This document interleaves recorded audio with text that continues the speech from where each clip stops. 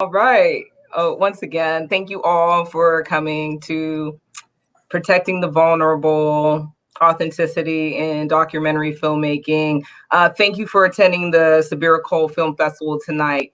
Thank you for helping me and my team, Michael Hill, Khalil Ziegler, and the City of Asylum realize Sabira's dream that she had for the Sabin Film Festival. We all know what happened, but just to recap, my Aunt Sabira passed away in February. And she was in the midst of launching this international juried film competition. That was her dream. She did the film series, the Ben Film Festival, we're all familiar with, and her great partner, the City of Asylum, but she always wanted to, just boost the voices of independent filmmakers and unseen, communities that are voiceless. So this is her vision, and I'm just so excited. I'm so humbled to see this come to fruition tonight. And I thank everybody who is logged in, everybody who supported, everyone who donated, and the panel participants. So thank you so much. It means so much to me. We're going to start. Basically, if you know my Uncle Michael, never got an email from him. His email signature says, "Until lions have historians, hunters will be the heroes." It's an African proverb. What does it mean? What does it mean to have the ability to tell our own stories? There's so much talk about representation, and we cry about representation in Hollywood, and they're not representing us. And tonight we have a panel of some brave filmmakers who took the power into their own hands to tell our stories. And that's why we're gathered here. Our theme tonight was women-led films. So all of our films tonight were stories about explorers, healers, and leaders.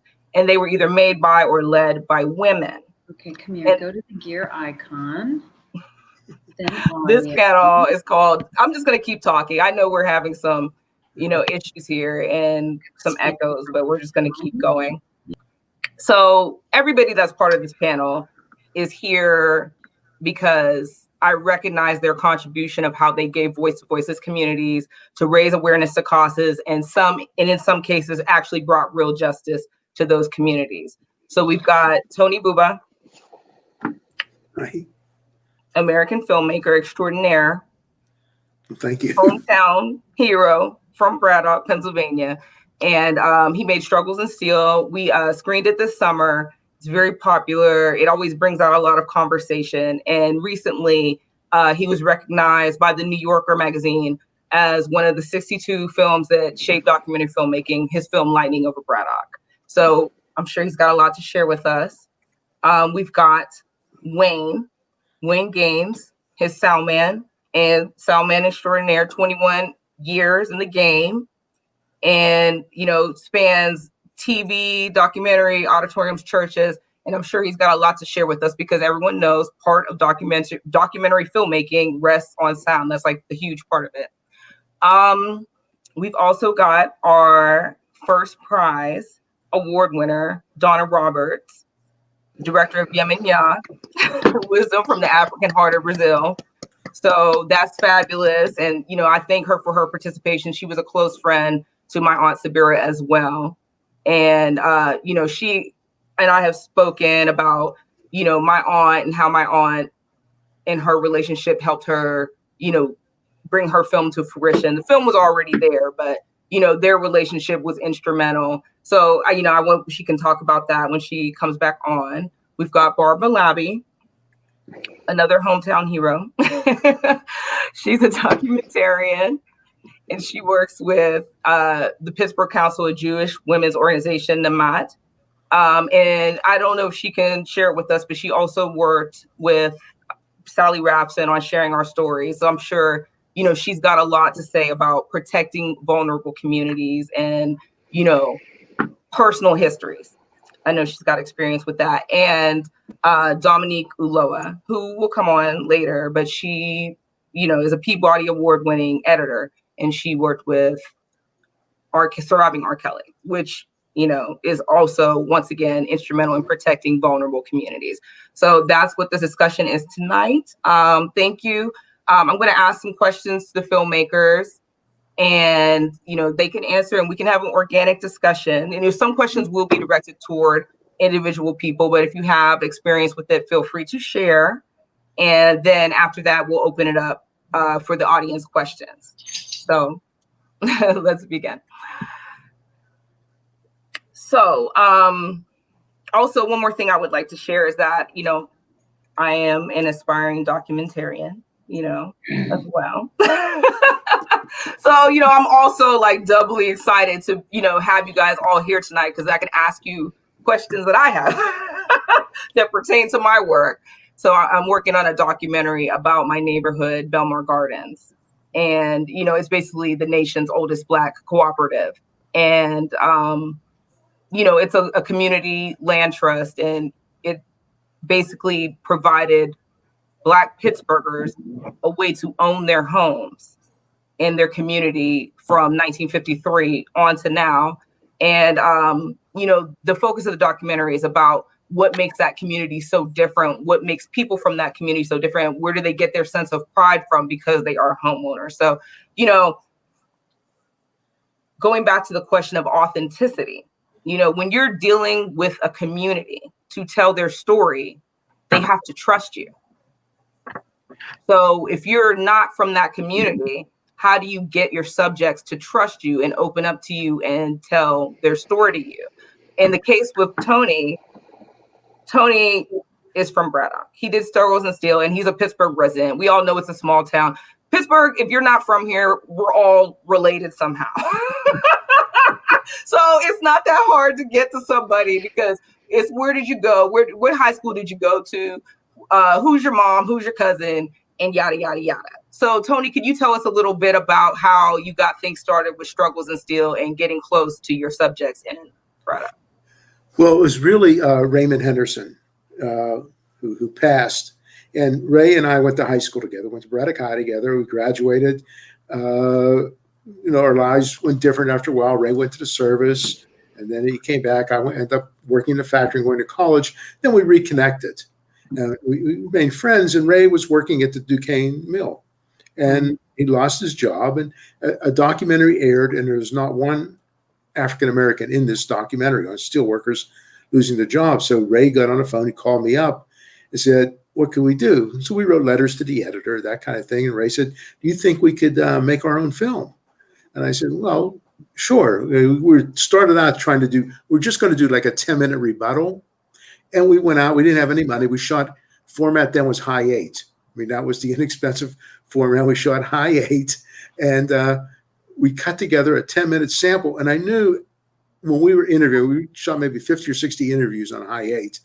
And that summer, with Ray leading the interviewing and Wayne sound and this really small crew, and people just worked for free. And we cut together this sample. And I knew from the interview it had to be a bigger project, because these gentlemen just opened up so much. And it really opened up because of Ray. I mean, now, because Ray knew them. Ray had been collecting oral histories while he was working in the mill. And the crew was mixed. It was half Black, half white.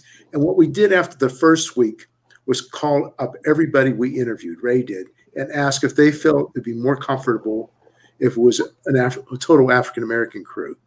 And they said, no, we have what we have to say. We're going to say it. We don't care what the makeup of the crew is.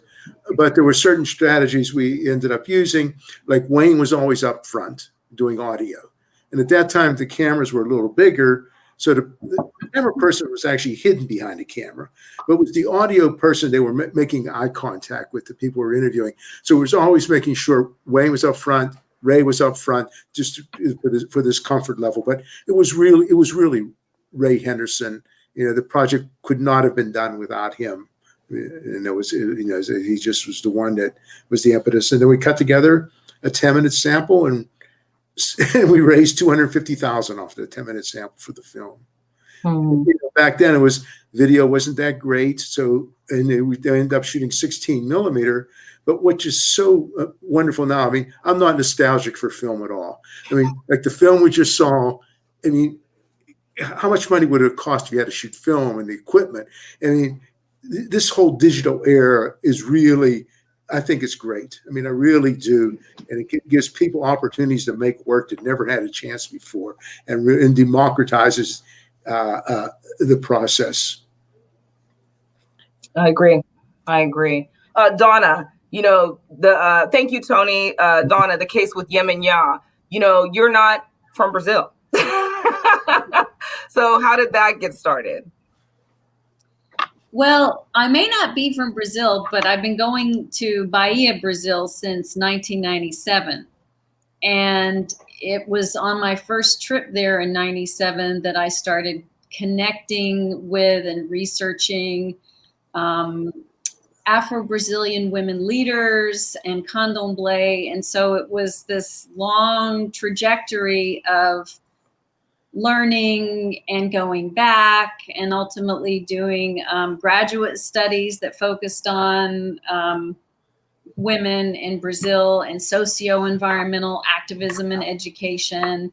And along the way, I met one of the women in the film, Makota Valgina, who was the feisty woman who in the end spoke about there are many environments and they're all interconnected. And so she was speaking to me initially about women and nature and candomblé, which was a keen interest of mine for my research. And then I went back and said, I want to make this film and I want you to be in it. And she's like, well, didn't I already tell you everything? Don't you, what else do you need?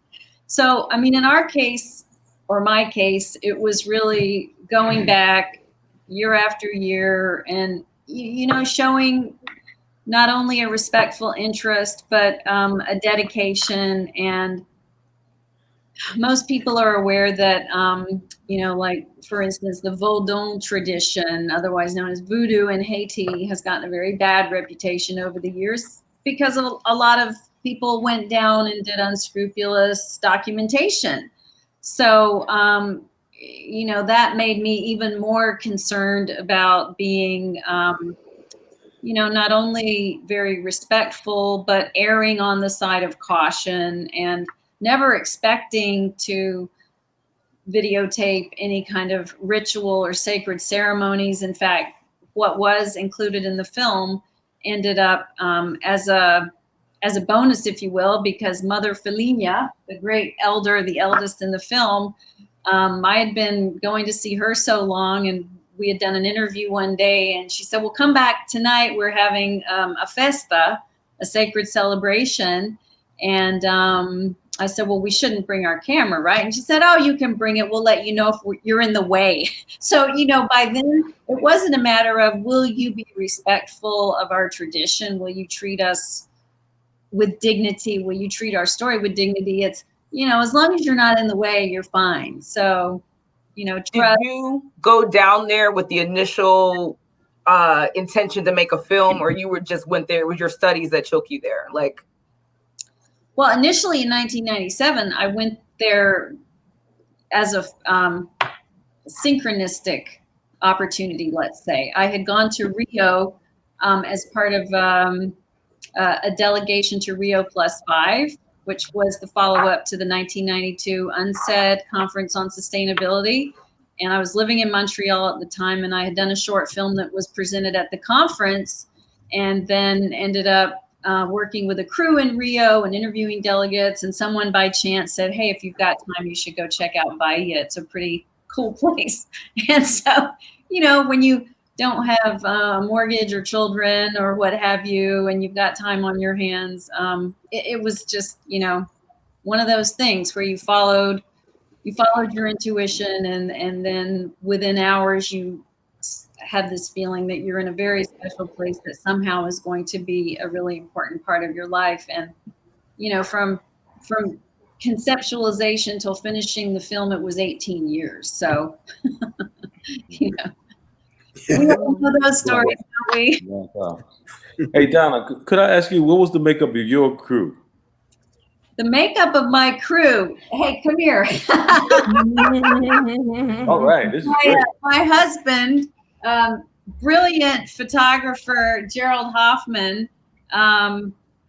ended up becoming our videographer when our esteemed editor from National Film Board of Canada saw his still photography work. This was before we were married, and said, oh my God, you got to put a video camera in this man's hands, and we're going to have some beautiful images, and we're going to save a ton of money on our budget. Well, my relationship may not survive, but all right. So it was a real shoestring crew, Wayne. I mean, we worked with people locally, of course. Again, people who I had come to know along the way, but it was a very small crew. And I think, and did you find that the locals helped you out in terms of the people being more receptive to you, or? Oh, of course. I mean, a dear friend who, again, I had met and interacted with on many occasions. He acted as a production assistant, translator, although I speak Portuguese, I'm not fluent, a driver, a door, an opener of doors into communities. And you know how it is, right? You get one community connection, they open another door, and before you know it. But it was, delicate and a long process. But yeah, sure, without those allies on the ground, without those people who had become friends and, real friends, like, one of them, Josuel, that's who I'm talking about. The guy in the film who speaks a few words of English, as you may have noticed. Yeah, we're in touch frequently. And in fact, in that march scene where there's a woman holding a little girl, that was his little girl and his wife, and she's, I guess a tween now, and so it's history. Thank you, Donna. So this next question is directed toward, Wayne, Dominique, Barbara. Anyone can jump in on this one, but most of documentaries, what we know about them, that the production is cheaper because we're not building sets. We're not running around with lighting directors and assistant directors. But you want to capture the sound, but you have the idea of ambient sound. You have to take whatever you get, So there could be cars, there could be planes. How do you guys deal with those issues on the fly? Because it's not like can you ask somebody to repeat what they said? If they give you a jewel, what are you going to do?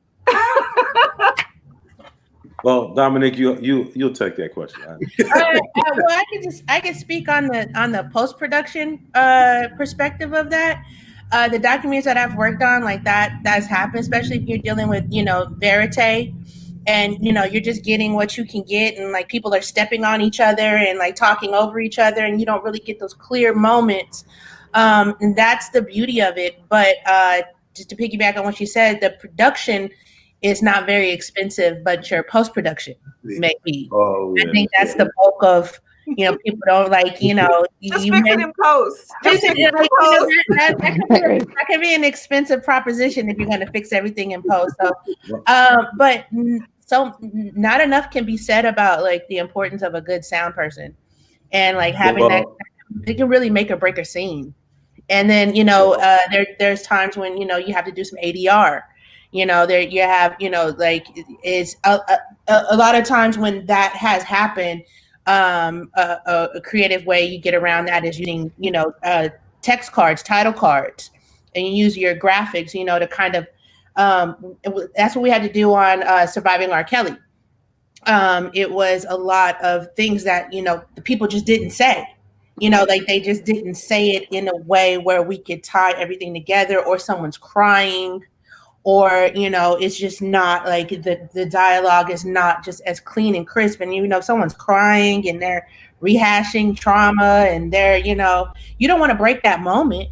You don't want to stop rolling. You don't want to, you don't want to interfere with that. But then like at the same time, how are you going to recap that for the viewer? And so you got to get creative, and you have to really think about like, okay, well, maybe we need to set this up with a text card and a title card. And, I think a lot of documentarians really need to think about post and how they, because a lot of people are like, oh, I'll just do it myself. Oh, I could just cut it myself. Oh, I'll just do the string out myself. And then they come to me and it's just, you're cleaning up this big old mess, or they've done it themselves. And, the story elements are not there. It's not jiving. It's not, the structure is not there. And so that's when you have to step back and say, okay, now we need another 3 months, because now we have to go back and we have to what you've done is good, but we need to deconstruct this to where it makes sense. Mm-hmm. And not only does it make sense, but is it something that you can shop? Is it something that's going to sell? Is it something that's going to be, it's good enough to get into film festivals and get buzz? And that's all, that's an all encompassing thing. So, yeah, I mean, there's creative ways to get around it. But I think you shouldn't skimp on your sound person whatsoever. And really, because it's a make or break. And like you said, like you have to really get creative when it comes to dealing with verite and just people's I don't want to say performance, because it's not a performance in documentary, but like their interviews. Well, that ties into my next question. My next question is, I want to say one thing. Oh, go ahead. The biggest lesson I learned in doing documentaries, especially in terms of doing sound, is you need to roll all the time. Mm-hmm. All the time. Mm-hmm. And because you never know what moment you may miss, or you don't never know what you're going to get. So you need to roll all the time. Mm-hmm. And it's one of the things I thank Tony for helping me to see that, is that, if I think when we started off, we was doing Nagro then, wasn't we? Right. They were shooting Nagro, yeah. And film was expensive, so you didn't roll film all the time, but you had to have the sound rolling all the time. Right. The sound, yeah. Right.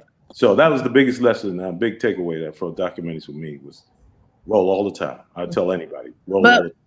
When you do roll all the time, make sure you're keeping track of what you're rolling. Oh yeah, well, definitely, because here's what we do, Dominic. We give it to you, Wonder Woman, and you take care of it. Then that gets expensive. That gets expensive. It's just like in your kitchen and you cook something and you clean it, and it makes it easier. Well, the notes are very important. No question. You got to know those camera logs. Those camera logs. Are and like sound logs are important too. Yeah, exactly. Mm-hmm. All the logs and all the paperwork make all the difference in the world. How fast you get things turned around in post. Right. But what I was thinking in terms of going back to your post point is that a lot of times in post you may have rolled on something that they may want to use in post, and so therefore it's there for them. So that's where I was going. Yeah, absolutely. So in terms of who's talking now? Somebody say something? No. I was about to say. Oh, go ahead. I got it. Well, just that I'm not above asking people, saying, you just said he, instead of using a pronoun, would you say the same thing, please? But this time say the name of the person. I mean, I want to make it as easy as possible. Mm-hmm. We all do on the editor. Mm-hmm. Mm-hmm. Thank you. I mean, whether that's inauthentic or not. Well, that ties into my next question, all of this, because, speaking of paperwork, the authenticity, when you go into, hey, I'm going to tell this story, do you write a script? Do you make outlines? Do you go in with an agenda? What do you do when the story changes? How do you still? I think that when you're initially trying to get that grant money, and you're getting funding for it, your outline and you kind of make a pitch of, you have a basic premise of what you're going to accomplish. How it comes out, who knows? But initially you do have, your concept, your proof of concept that you're going to present to people, your grant writers, studios, or whatever, when you're trying to just raise funding, if you're not just doing it all out of pocket. And so that is going to give you, you start a documentary, and that's not necessarily a script, but like there's story beats that you want to hit, like there's subjects. Mm-hmm. And I think that's more of it too. The more you get a list of subjects and people you want to interview, and then they give you context clues on where the documentary goes from there. Like they mentioned this and this and this and that. Okay, now we got to go interview them. And then they did something, and then it's a chain of events. And then you finish your documentary 18 years later. You really have to be in love with what you're going to be doing, because the minimum is going to be 5 years. Mm-hmm. It's 5 to 6 years by the time the idea comes to fruition. And the proposal writing, I was teaching, I was really emphasizing, I don't care how visual you are, you need someone who can write that proposal. Because that's what the funders are going to see. They're not going to see your work first. They're going to see that proposal. It's got to be well written. I mean, that's critical. I noticed a question up here about discussing a balance of respecting the autonomy of the communities. And I just want to address that. There's because I film in Braddock and in my hometown around Pittsburgh, and there was years ago I was working on this film, and I went to a Braddock council meeting, and a fight broke out among the council members. They start throwing chairs at each other, right, and overturning tables. I mean, it's amazing footage, but I've never used it. Right. I didn't know. I still haven't found a purpose how to use it correctly, because all it does, I mean, I could cut a film together with it and I could hit film festivals, but that's good for me. But what does it mean for the community? Right. What does it advance? So I've sat on this footage now for 25 years. It's like, and eventually I'll use it in something, but I still don't know what. And by the way, that's on high A too. Yeah. There's a space for that somewhere. I'm telling you, city council fights. I'm sure there's a YouTube channel for that. Well, yeah. I think documentarians have to be like secret keepers. That ties into my next question. Do you leave some information out of your film to protect or respect the privacy of your subject? Like, even in the situation with the R. Kelly thing, I'm sure some of the things those women were discussing were so painful. You would hate to see it on a big screen, and then what Tony told us is that any of the other filmmakers had an experience with leaving things out. I'll let others go before I get into the R. Kelly stories. Well, I know. Well, for network television, like with Surviving R. Kelly, there are certain things that we couldn't put on television because it would make the special X-rated, and so it was a ratings thing. Like we can't put this on broadcast television on cable because we won't be. It'll be getting NC-17 rating. The things that were the graphicness of it, and there was so many things the personal things that we left on the cutting room floor, because even though they were emotional and super important, when you're looking at the broader scope of things, you got to say, okay, did we already cover this story beat, or how is this going to push the story forward, or is it just a retelling of things that we've already heard, or making a point of he did this to me, he did that to her too, and he did that to a third person. How many times do you need to hear that in a row? And you have to, those are the decisions that you have to make in order to keep your audience, unless it's just super compelling, you have to really keep that in mind, that you want your audience wanting more. And we had to stay away from slander. Like everything like people were sharing was not necessarily, it's not that it wasn't factual, but we had to focus on the things that happened and not the opinions of them. Even though, those shape a lot of those women's experiences. Mm-hmm. You say, okay, you felt this way and you witnessed this, and this is your opinion about this person, but what actually happened? And for the sake of time, we can only put in what actually happened and not your interpretation of your feelings about it. So there's a lot of things. There's a ton. I cut on another documentary that I worked on in 2019. I cut a whole 20-minute scene of two characters. I worked on a documentary called Now That You're Here, and it's about the experiences of Chicago teenagers, Black teenagers who were trying to get out of the gang culture. And I cut a whole 20 minutes scene with just these two brothers that were barely in the documentary. They're barely in it, but their stories were so compelling that the director wanted to kind of make this like extras, like a DVD extras type of thing, but not DVDs, but like bonus scenes. These, like, we just didn't have time. It was going to be, we're going on 3 hours. So it like, but they didn't want, these stories were so compelling. Like these two individual brothers deserved for their story to be heard too. So I had to take everything that they experienced and make a 20-minute kind of just short. And that would be in addition to the feature documentary. Mm-hmm. Yeah, I mean, that's interesting because one thing is when I worked on a film with Marcus Redical called Ghost of Amistad and the Footsteps of the Rebels, we had a lot of great material we couldn't use. But that's what's interesting now about having to have a website that you don't feel you have to pack everything into the film. Mm-hmm.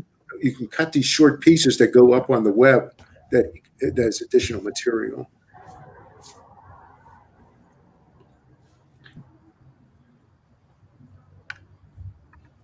Okay. Okay. So, another question, we reviewed a lot of films for Sabira Cult Film Festival. And, we compared, and, most of our submissions were documentaries. So, we compared them and, it's a different lens. Do you, as a filmmaker, do you feel that there is a certain way or lens or interaction that you use with your subjects to portray them with dignity? There's a way that you can do a documentary and exploit someone or even, judge them, look down on them. And then there's a way, sometimes the topics of the documentary, the subjects are going through a hard time in life or, things that we would judge. What type of care do you take to, portray people with dignity, and protect vulnerable communities?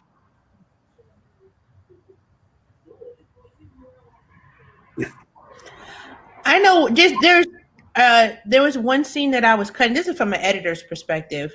There was one scene that I was cutting and this girl was crying. I mean, like she's crying, her nose is running. It was like a super emotional moment.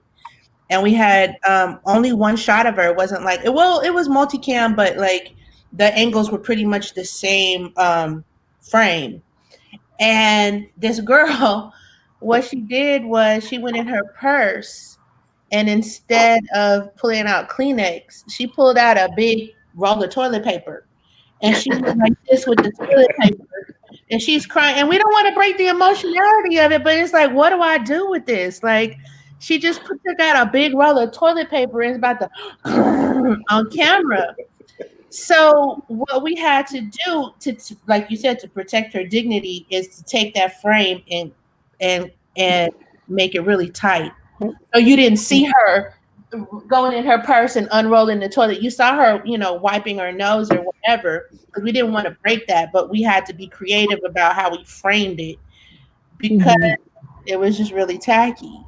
Interesting. I think that directors and producers, they create, like, over time you create such a bond with the characters because you're spending so much time with them, and there's a personal accountability that directors and producers have to their subjects because they've allowed you to be so intimate with their lives and their details and really, like you said, exploit their story, so that, I think that goes back to the integrity of the director and how, and how they navigate that relationship. And once this airs, what is your accountability going to be to your subjects? And I think that's a moral issue. Right. Because, I mean, like with the case with Tony, you still live in Pittsburgh. I'm not sure what, you're going to run into your subjects of your documentary again, and I think that's, at least in my experience too, sometimes when people, they could know you, but people don't want their dirty laundry and they might not want to tell you, or maybe you got to hang around with them for another year before they tell you the truth. They're opening up. Yeah. So, in terms of that, I'm going to, wrap up my questions. I'm almost done, but there's a couple questions from the audience. And then after this panel, we're going to screen Intense by Sharon Shabor. So stick around. Don't forget to vote for the Viewer's Choice Award. It could pop up in the chat. It may have already. I'm just going to throw that out there. But in terms of, once again, living in your community where you do your documentary, having relationships with those people, do you feel that creating the film has built bridges in your community? Does it bring you closer to your community? Does it bring the people, the subjects of your film closer together, that they shared that experience of all having been in that film and been part of that record? Do you keep in touch with your subjects? I have a brief story I'd love to share, and this is it just came together in the last 48 hours. So Alice Walker, our esteemed narrator, she and I became friends, and we've kept in touch. And Denise Ribeiro, the younger of the women leaders in our film, who spoke about traditional African medicines becoming part of the Brazilian Ministry of Health. So Denise, who is she's a professor of health sciences and a big activist. She got in touch with me last week and said, we're having a seminar in November, which is the month associated with Black consciousness in Brazil. And we'd love to invite Alice Walker to participate in a seminar. Would you help me connect with her? And I thought, oh my God, well, yeah, I can connect with Alice, but she's always so busy, and maybe she's in Mexico. But of course I'll reach out. And then she, said it's going to be on November 24th at 10 a.m. And then I do the math. Alice is in California, and Bahia, that's 10 a.m. It's going to be 5 a.m. in California. Forget it. Alice is not a morning person. So I'm going through all this, and so I translate her letter. I send it off to Alice. And within a few hours, Alice wrote back and said, yes, I'd be happy to do this. And so I could text, Facebook message my friend in Brazil and say, she said yes. And then, we're having this virtual party. And it felt so good in that moment to be able to connect these two amazing women who have never met, but who in my life, already are very connected. And so, that's just a really special moment that's really fresh. So. Good story. I think too, directors and producers, they get so emotionally invested in these stories. You can't help but develop these relationships, And it was funny. I'll get you. I know you can understand this from an editor's perspective, is that we start editing and you spend 8 hours looking at footage of someone and you think you know them. Right. Yeah. And you go up, you're like, hey, I did. And they don't know you from, they're like, you are so weird. Who are you? But you feel like you know this person because you've watched them for 3 days. You know their idiosyncrasies. You know their speech patterns. You know how they talk, their mannerisms.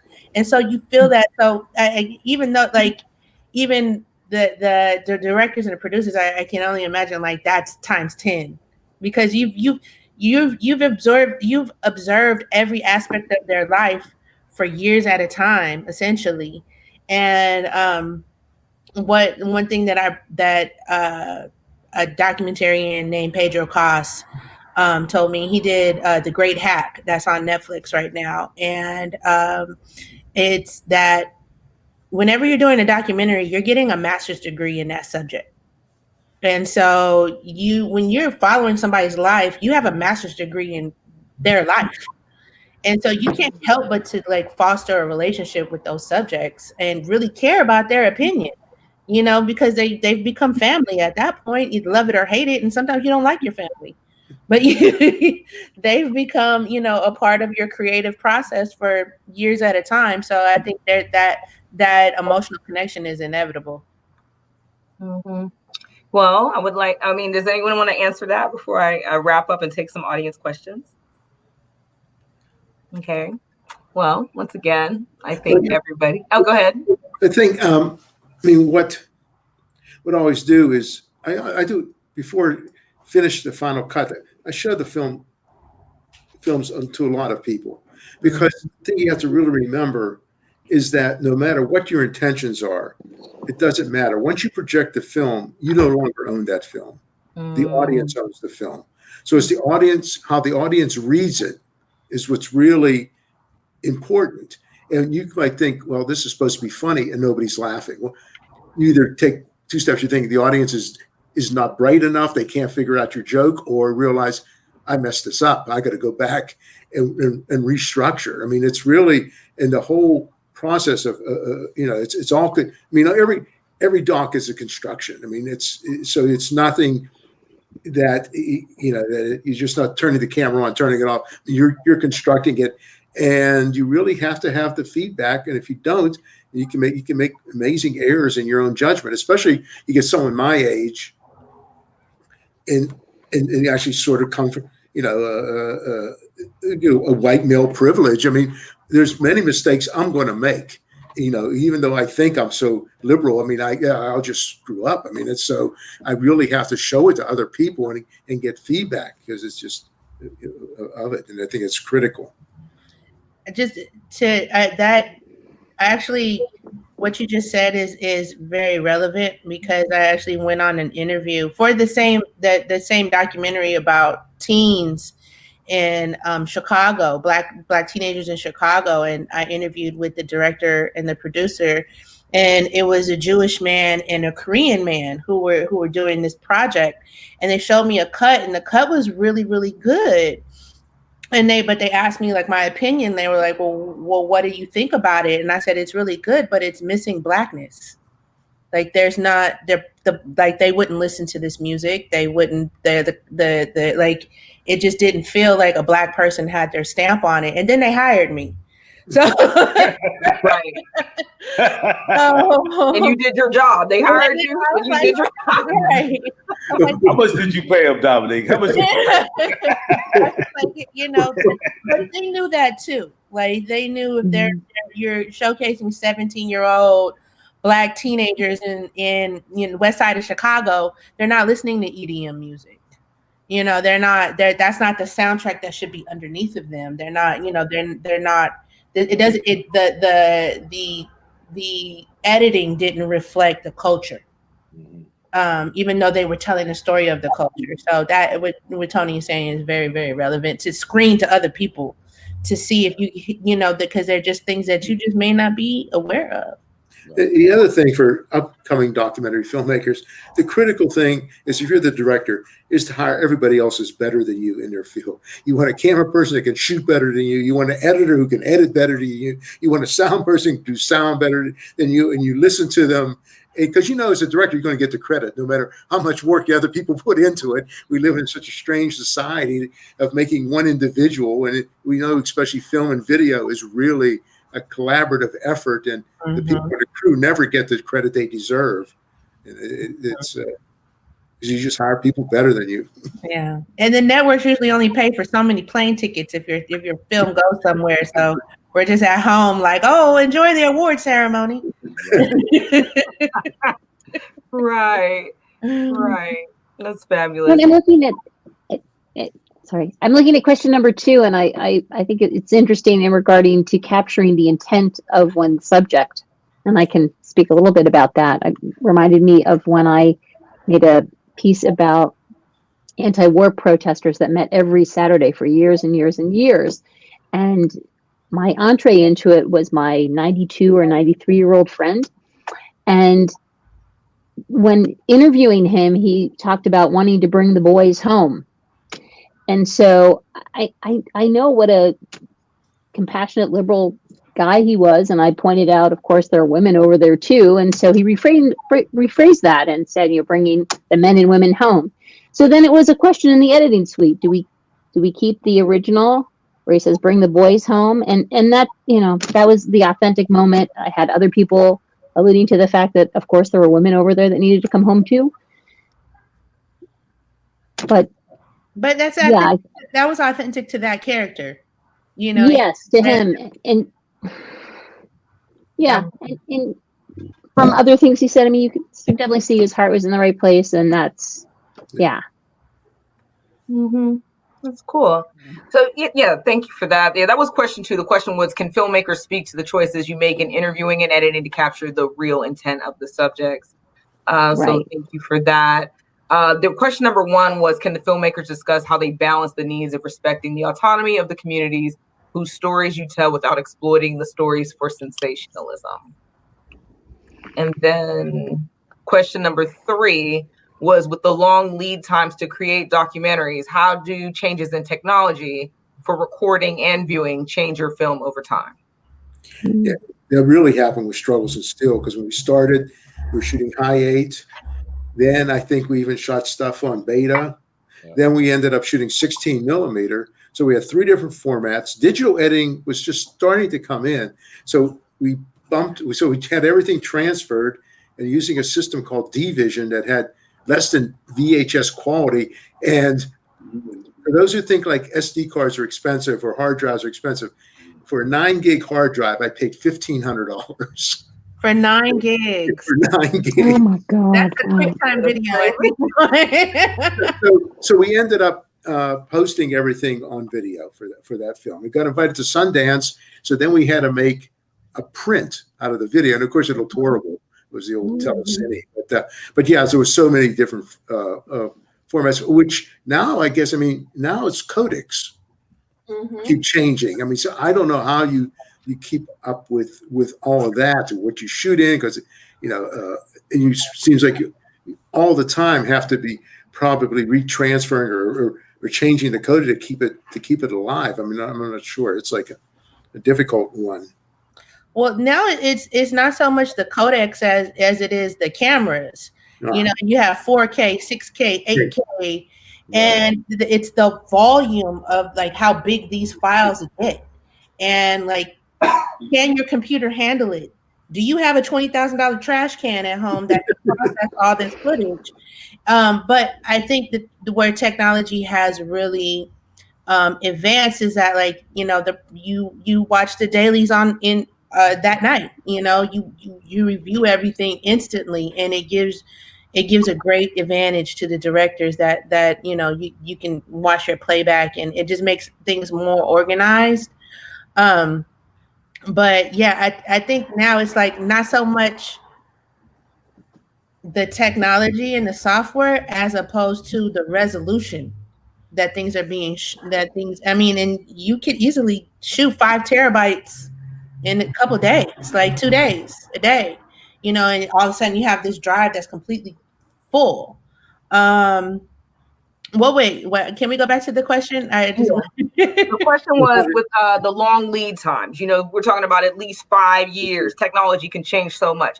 How do changes in technology for the recording, which you were addressing, and the viewing, the output, change your film over time? So, you could start out in Super 8. So now you got to digitize the Super 8. And then, what's next? Then that goes back to the media organization, like the concept of cleaning as you go. So it's like, is all your footage backed up? Are you the only person who has a copy? Are you regularly making mirror drives in case your G-Ray decides to stop working one day? Not in case, it will. It will. Like, you accidentally dropped it. Like, I've had, oh my God, I've on the verge of delivering a cut, and I had a drive right on the floor right next to me, and I got up out of my chair and accidentally kicked the drive. That was like, and so, like, shit happens. Excuse my language, but it happens. And so you have to make sure that you're constantly backing up. Things can always be transcoded, right? You can always up-res something. Right. We work with archival, so those, things that are shot on film, you can always, transcode them so that that you can utilize them today. But it's a media management thing. That's something that you constantly have to do as you go, or else that becomes a tremendous undertaking. Like, you don't want your editors cost a lot, and you don't want them to have to organize your footage. You want them to sit down and edit, and so that's up to, right? You want them to you want them to start working immediately, and if the more organized things that you can hand off to them, that, you know, that won't eat up your post-production budget of them doing busy work, essentially. And so, Dominic, so where do you store all that stuff? I mean, people have different, like, you know, there's, you know, it depends on the, like, what type of production is it and who's in charge of it. You know, people, you can store it on a cloud, you know, you can store it on Drobo, you know, that, you know, personal, people have RAIDs, you know, RAID drives that they use for personal things. It just depends on exactly like what your budget is and how large a production that you're having. But everything needs to have a copy. Point blank period. For archive, for like, you should never have the only copy of anything. And when anybody ever passes me off any kind of footage whatsoever, the first thing I ask is, do you have a copy of this? Is this your only copy? Because if it is, I don't want it. Like, give me the copy, and you keep the original. And that original needs to be, I think for directors, you know, you need to have a vault.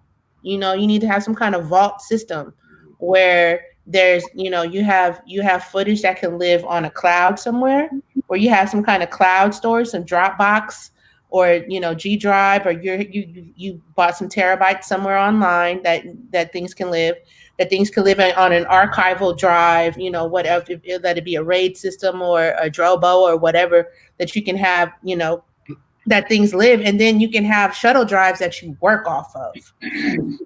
What is a Drobo? It's like a 5 terabyte, 10 terabyte, like multi drive, essentially. Like, you know, it's similar to a RAID drive, where you can have 5 different drives in one thing. And so when you connect it with your computer, you know, you have drive A, B, C, and D, and this is day 1, day 2, day 3, day 4, and it's so big that you can use it as an archival system or as a vault system, where, you know, your footage just lives and you don't work off of that. It's just there for your library. And I also suggest, even if it's not transcoded footage, that the raw files that come off the cards live on a cloud somewhere. Before you clear everything, like, make sure that they're stored in different locations, because, again, shit happens. Donna, what did you do in Brazil? Did you your cars? Did you back them immediately up to a hard drive? Never used a card again until the whole shoot was done, et cetera, et cetera. Oh my God. Well, first of all, our editor, Donna Reed, although she had been on location with us on one occasion, she lived in Montreal. We were living in Brazil, and we were sending stuff back and forth. We had backups. It was a nightmare. You know, I would send her selects, and she would say, "This is great, but did you shoot anything else?" To Wayne's point, because I may need something in editing that you didn't send me. So I get these are your selects, but send me everything. Send me everything. Like, oh my God, you know. But, you know, yeah. And then the technical piece, I mean, we started shooting in SD. We then got our, you know, HD camera and shot everything on that. But what was really more interesting was Donna Reed, this brilliant editor, who is now in her late 80s.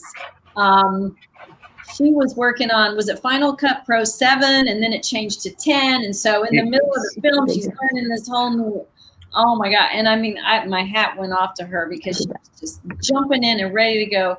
But, you know, there's one thing I would like to say, and that's, we can have 4K, we can have the best sound, we can have the best editing, and God knows you people know your craft. And, you know, without that, cleaning up the sound and color correction and everything else, we wouldn't have a film.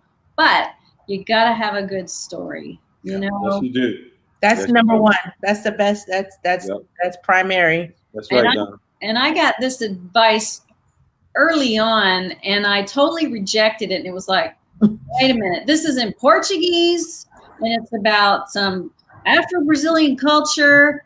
And okay, you got Alice Walker, but you got to do voiceover narration, you gotta have, you really want to have these people speaking their language. And I'm like, are you kidding me? This Right. is about their stories and their voices. And so, I honestly never even really considered his advice, but his advice was, do you want this to be marketable, or do you want to be true to how you feel this needs to be told? And there was really no choice. I had to be true to how I knew it had to be told. And, so be it, I guess. You're accountable to those people. Right. You're accountable to those. It's really about the integrity of the director. If you're not really relying on voiceover as well, and it's really the story is coming from the subjects, then it's much more easy to be true and authentic, right? I think. Absolutely. And subtitles, people can read. That's right. Make them read. That's Some right. people don't like to read, though, Dominique. Everything Some should people be don't so like to read. easy. Lazy Americans, read. Well, lazy Americans, you got them out there. Great films. One of my favorite films is in Portuguese, City of God. Oh my God. All subtitles.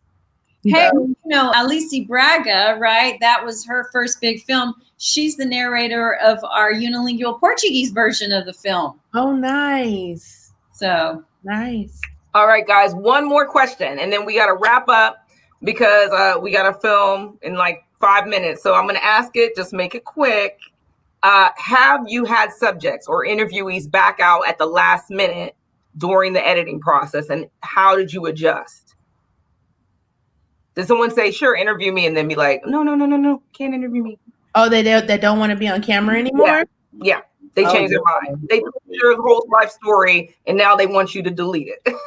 I worked on something about female bodybuilders.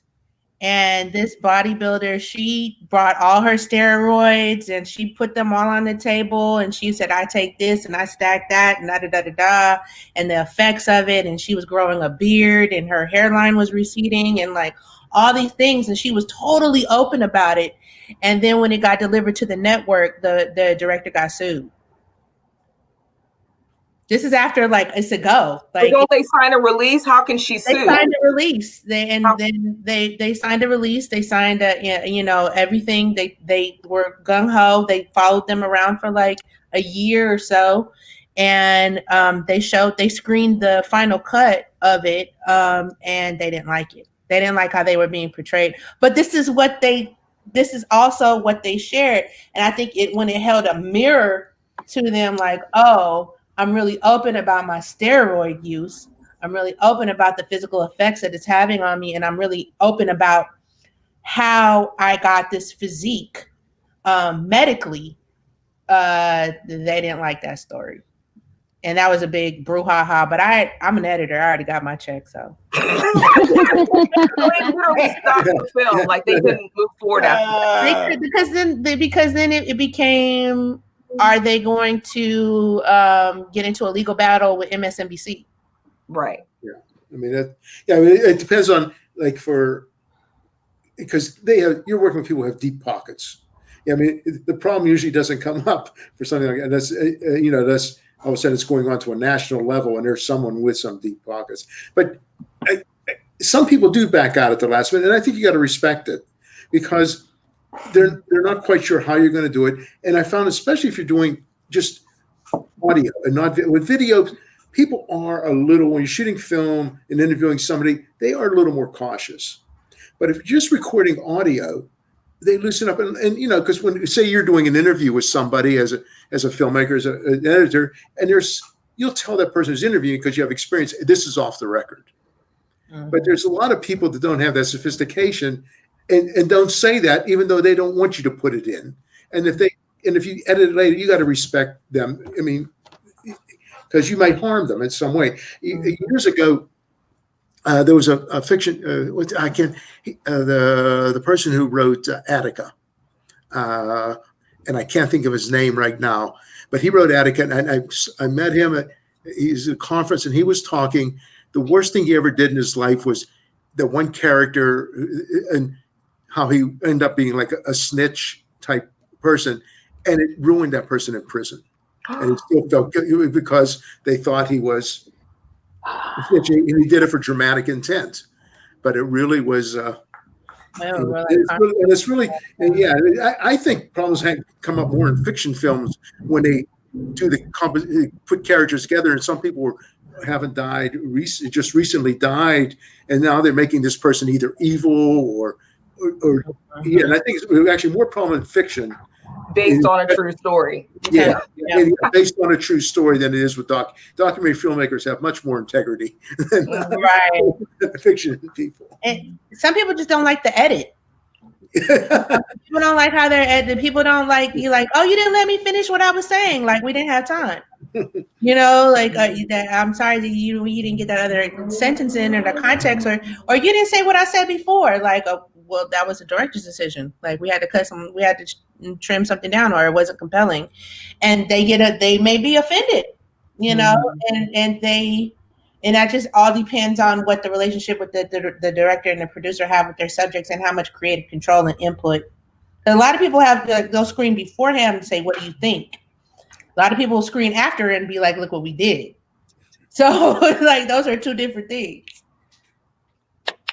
Thank you, everyone. On that note, this has been a great conversation. You know, I wish Sabira could be here to see this and participate, but, you know, I'm so glad that you guys joined to lift her spirit up. And, you know, God bless you all, and God bless your work in documentary film and everything that you guys do. We need more filmmakers telling our stories, controlling our image. And you guys have fought the good road. You know, there's a lot of roads you can take as an artist and a filmmaker, and you guys are on the good road. So I commend you for that. And I'm going to turn it back over to COA. We've got Intense by Sharon Sabor, so stick around and don't forget to vote. Thank you for supporting Sabira Cole Film Festival, and donate. Donate now. Donate if you want to see more programming like this for the Pittsburgh community. We're national now because of the quarantine. So this is fabulous. Thank you. I'm humbled. Thank you so much, Ogechi, for honoring your Auntie Sabira. She was such a beloved friend and pillar of the arts and social justice community in Pittsburgh. This is just a wonderful, wonderful offering that you're bringing to the world. She meant a lot to us. So thank you so much. Thank you. My whole family thanks you. Thank you so much.